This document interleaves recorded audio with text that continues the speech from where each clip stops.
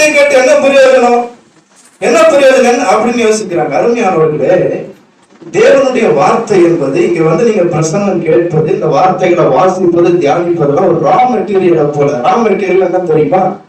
ரா மெட்டீரியல்னா ஒரு பொருளை உருவாக்குவதற்கு தேவையான மூலப்பொருள். அவன் குரூட் ஆயில்னு சொல்றாங்க. இந்த குரூட் ஆயில் ஒரு மூலப்பொருள்.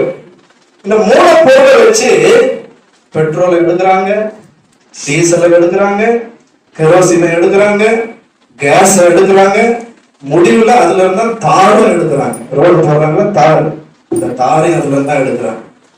ஒரே ஒரு ரா மெட்டீரியல் தான் குரூட் ஆயில்.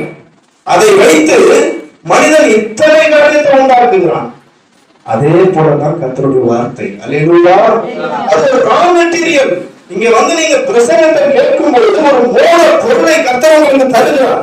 இந்த வார்த்தையை வைத்து நீங்க உங்கள் வாழ்க்கையை கட்டி எழுப்ப முடியும். ஆமென். உங்களுடைய வாழ்க்கையை நீங்க ஆசீர்வாதமாய் மாற்ற முடியும். உங்களுடைய குறைவுகளுக்கு நீங்க திருப்தி அடைய முடியும். உங்களுடைய வியாதிகளுக்கு நீங்கள் சுகமடைய முடியும். அப்பேற்பட்ட வல்லமை தேவனுடைய வார்த்தைக்கு உண்டு. ஆமென்.